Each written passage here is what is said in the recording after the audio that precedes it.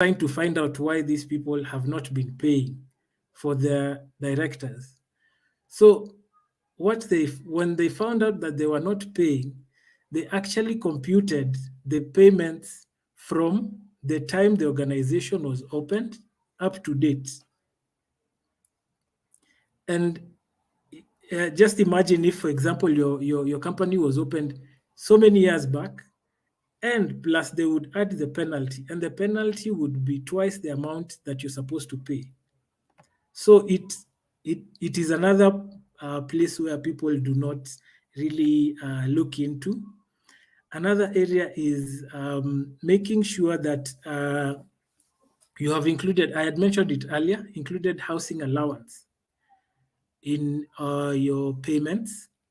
This really would make sure that you avoid legal issues and coming back to pay the employee for things that you would have avoided earlier. And then finally, making sure that you avoid late payments of your statutories. Those are the key areas I would look at currently. Oh yeah, thank you, Roy. And maybe James, if you might have any additions on the penalties and how we can prevent them as payroll officers in our organizations. Yeah, actually, I'll talk on the penalties that can be imposed to the employer now, and also touch on some of the penalties that might also be faced by the employees. It comes a time when now, let's say you are an employer and you have in cash show employees and you are not subjecting them to pay. At some point, you see, a cash show employee who has worked for more than 30 days, that is not a cash show anymore. So that person or that employee should be given what we call a cash show term contract. So, and also should be subjected to pay as you want, as another employee. So when it comes to such kind of scenarios where you are not compliant, you've not filed, you can't avoid the penalties with the KRA. If they visit you and they find that you have such kind of I will not call them behaviors. Some say that these people are casuals, and you've been there. Records can show that you've been paid for more than 1 month. Your project is running for more than 1 month daily.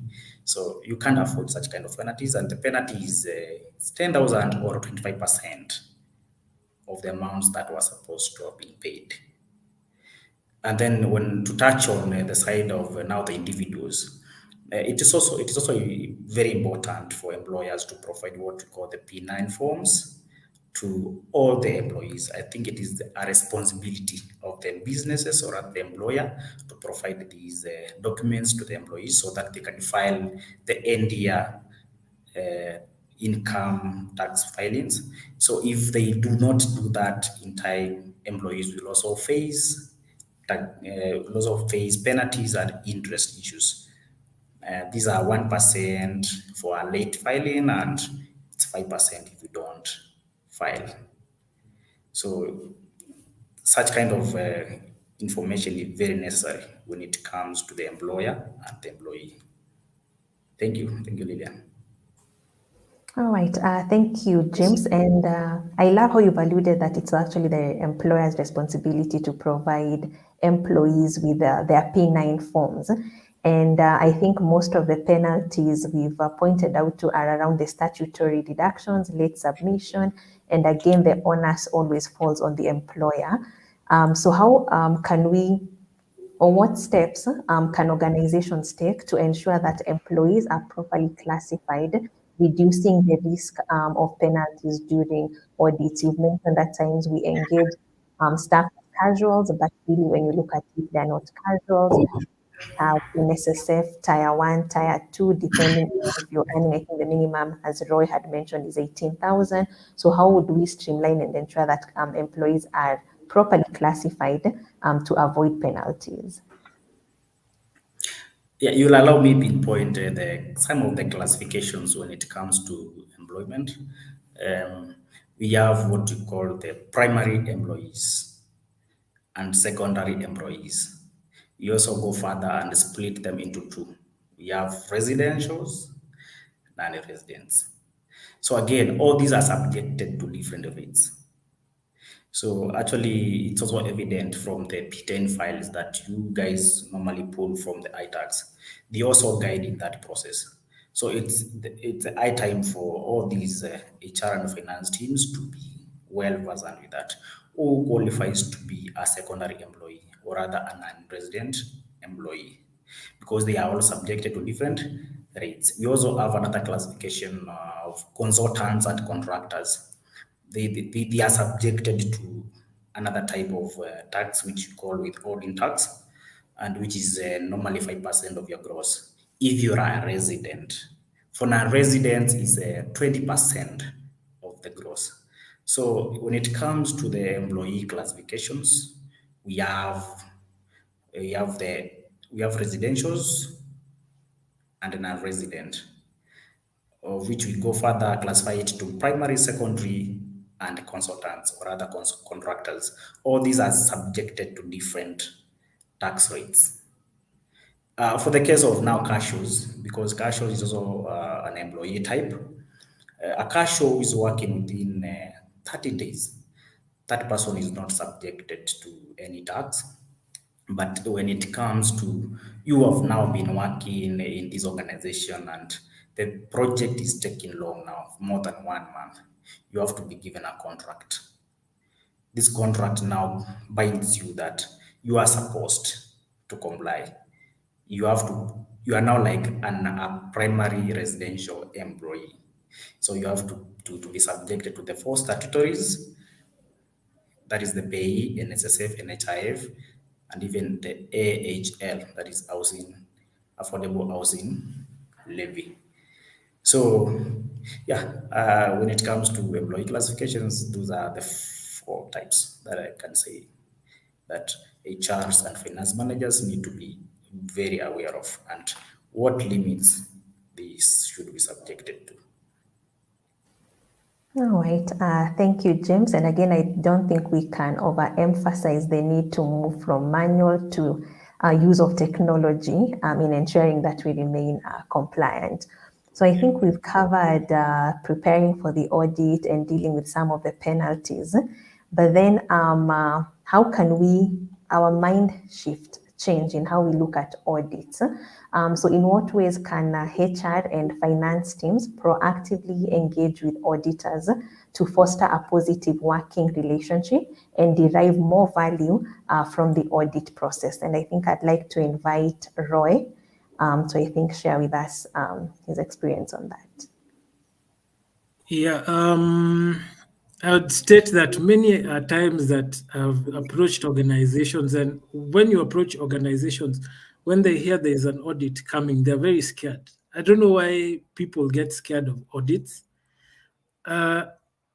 Probably it's they haven't been doing, they have not been proactively doing their work well, or there's something amiss somewhere. But really, HR and finance teams can foster a positive working relationship with auditors by maintaining an open communication and collaborative process improvement, and help in collaborative process improvement. Auditors can provide recommendations for non-compliance and process enhancement, and the team should reciprocate with feedback and challenges they face.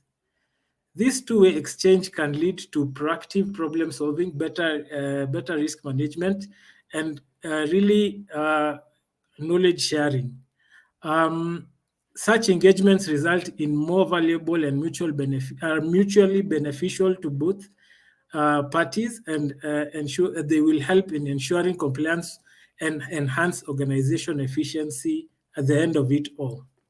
I think that would answer the question. All right, thanks, Roy. So in short, we need to stop looking at auditors as policemen, but instead look at it more as a collaborative relationship between the auditors and ourselves. True that. All right. Then I don't know, based off your experience, can you share examples of organizations, maybe even without mentioning the organization itself, but who adopted, leveraged the audit process to identify cost-saving measures and revenue-generating opportunities? I'll begin by stating that I have worked for an organization that, first of all, had a very good payroll process. Everything was well done.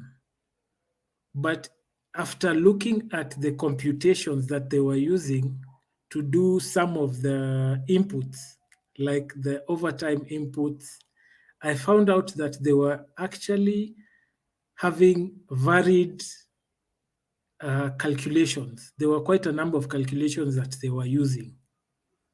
This meant that they were overpaying some of the team members and some were being underpaid. So after the audit, we were able to come up with a way of making sure that we have uh, one one formula for calculating these inputs, and we were able to save the organization a few coins after this process. Secondly, I was earlier talking about the minimum wage order schedule. And this is not really because of saving the organization money. It is really because of legal compliance. There was once that an organization was taken to court because of uh, underpaying an employee, and this was because they didn't really understand what the minimum wage order is all about. So they were really paying that person what is on the minimum wage, which is not their fault. They did not understand that you have to add a 15% on the monthly computations on the schedule. The daily and the hourly computations already have the housing allowance input into it, but for the monthly, you do not. That is not within the minimum wage. Within that, the computations there. So it is good for you to calculate that and pay what the figure that includes housing allowance. So those are the two scenarios that I can give today as examples. All right, thank you, Roy. And just to invite James to also share, maybe from his experience, success stories within organizations based on the payroll audit process. Yeah, to name maybe the question is about to name some of organizations that have leveraged on their own processes. I can say comfortably, I can talk of Elevate HR and now our partners, the clients that we support, because the support team is always very ready to ensure that even if you are under subscription, even if you've not outsourced the entire payroll process to us, we ensure that you are also compliant. We ensure that we follow up and see whether you are doing the right processes. Because you are having our software, we also we extend our hand and see whether you are facing any challenges and ensure that you are compliant at the same time. So Elevate HR and our clients, that is an example of the organization that I can give. And maybe to add on, I can say, depending on data now, depending on the hugeness of the data, look at the banks. Banks are doing perfect. I can say it's because they've adopted the best softwares.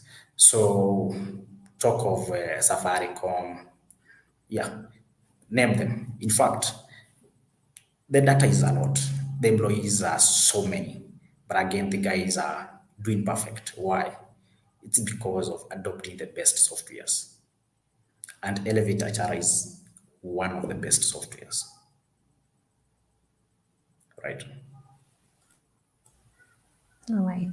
Again, thank you, James.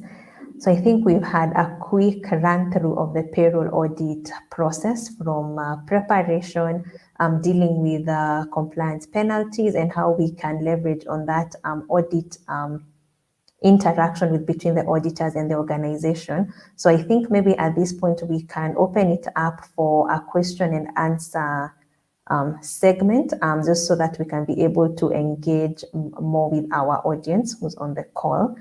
And I think I could go. We have a question from LinkedIn. The question has been posed by CHRPK Anne Mureithi. And so she's asking if we could confirm whether it's true that housing levy, that gross pay does not take into account non-recurrent earnings and final dues computation. So I don't know, Roy, if you would like to respond to that one.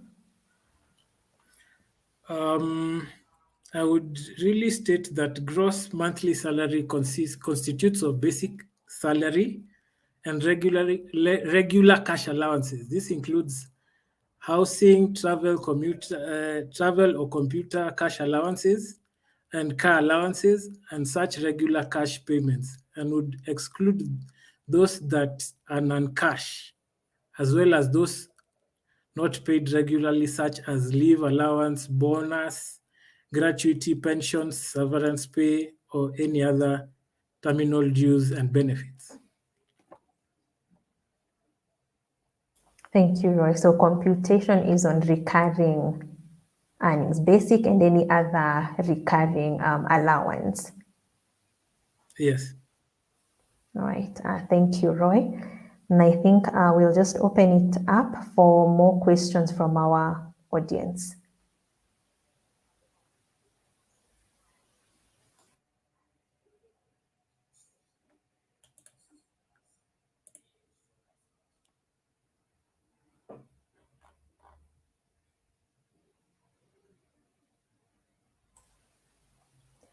Okay, so I think then we'll just continue with our session. So I think maybe in the interest of time, as a parting shot to Roy and James, what piece of advice would you say you have for HR professionals, payroll officers, or accountants? How should they view audits as opportunities for process improvement and organizational growth?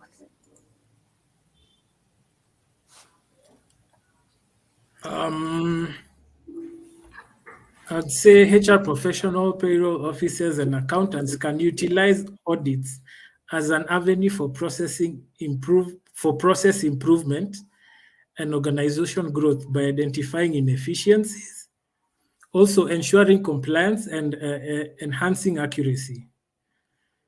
These audits also offer opportunities for continuous learning, cost reduction, and innovation.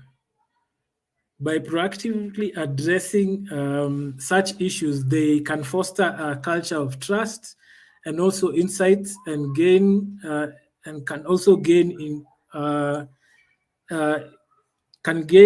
inform strategic planning for their organizations.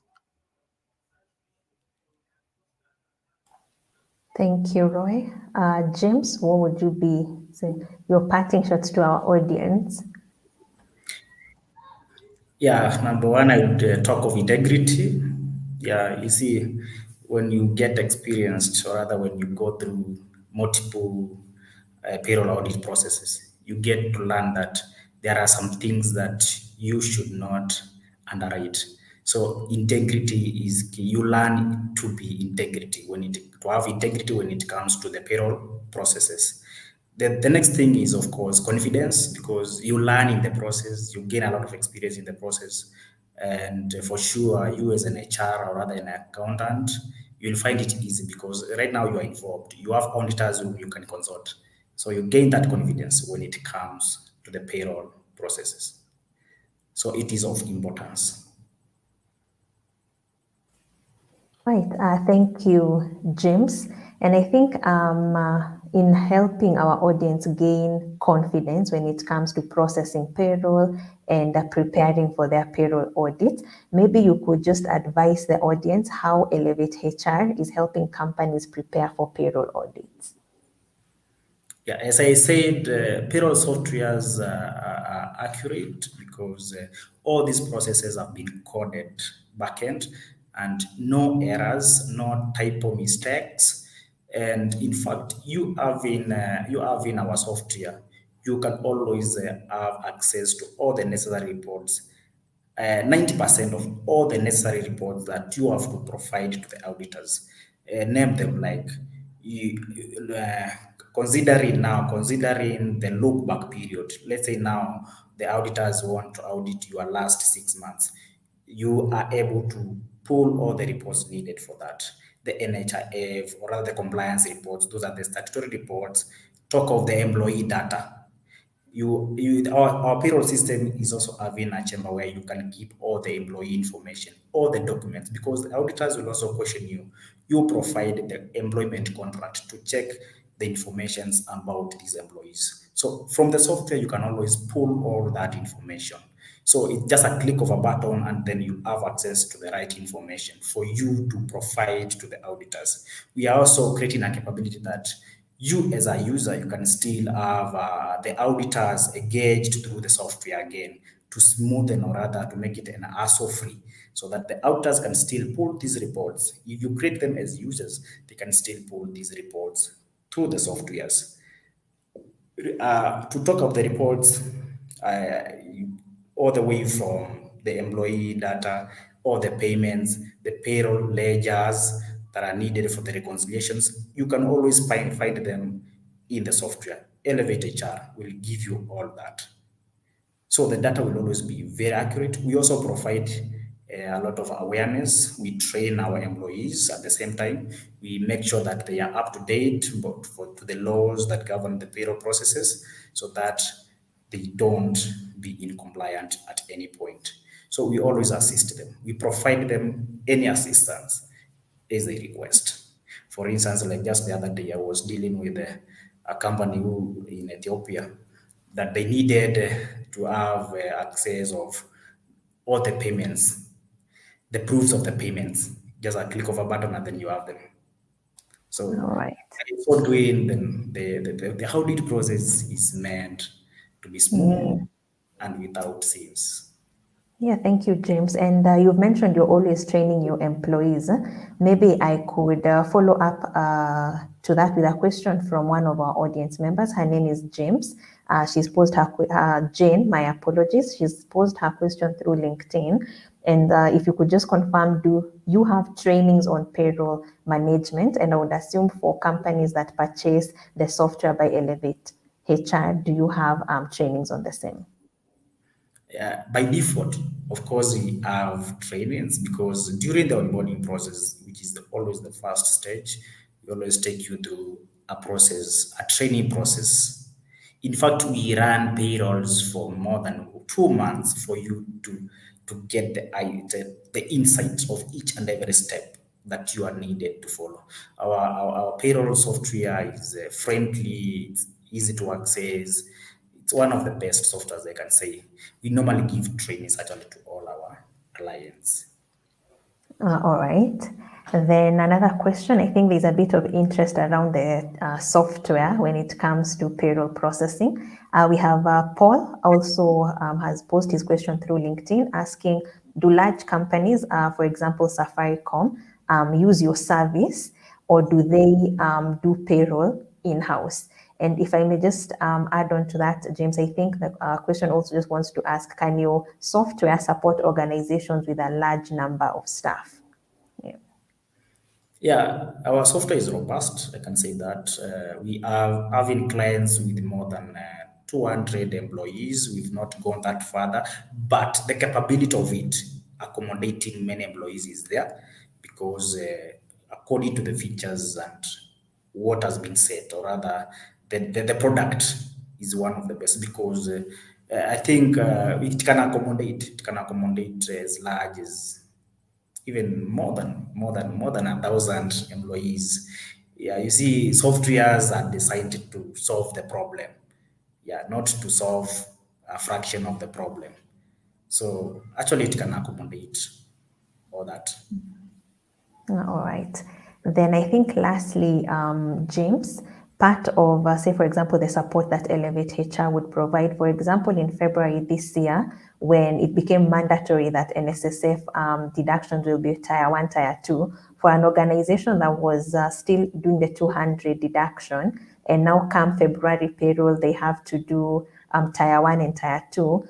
If assuming they are using Elevate HR's software, would you be able to run the upgrade? How long would you need to run the upgrade without inconveniencing the organization such that there are no delays in processing the payroll? I would say we have one of the best teams I've ever met, the engineering team, the product team.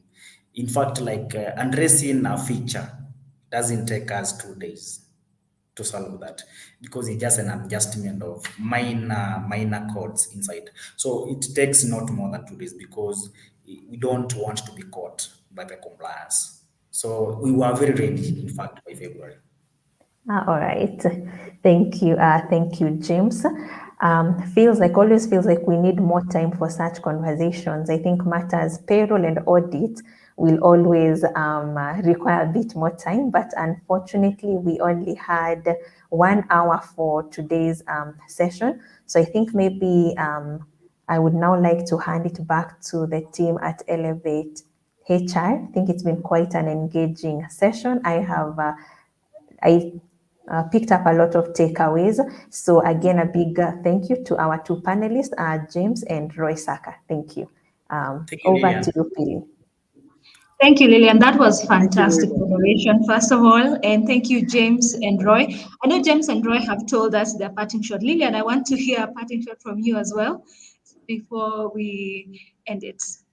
Thank you. I think my biggest parting shot to our audience is to adapt the use of technology when it comes to matters payroll. I think we cannot overemphasize how technology helps you to be remain compliant, not only with statutory regulations, but also your own internal policies and processes. So I think for me would be use of technology.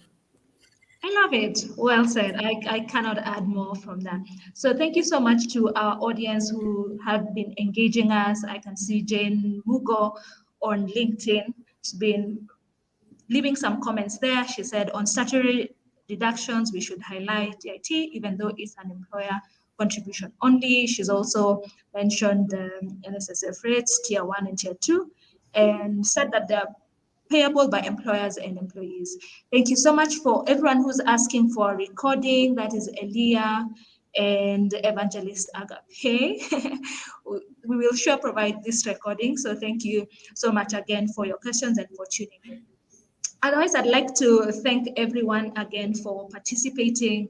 Would like to highlight that we are providing payroll services, and the link to, if you'd like to request a demo, we have shared the link on LinkedIn, and even on the YouTube chat, the link has been shared. So if you're looking for a payroll system or even outsourcing services, a partner to help you outsource your entire HR function, we are your people. And if you're here and you're a people professional and are not part of our community, come on now, you're missing out, because all the magic happens on Slack. So without, I think we could end it there. Thank you so much for tuning in. See you at the next one.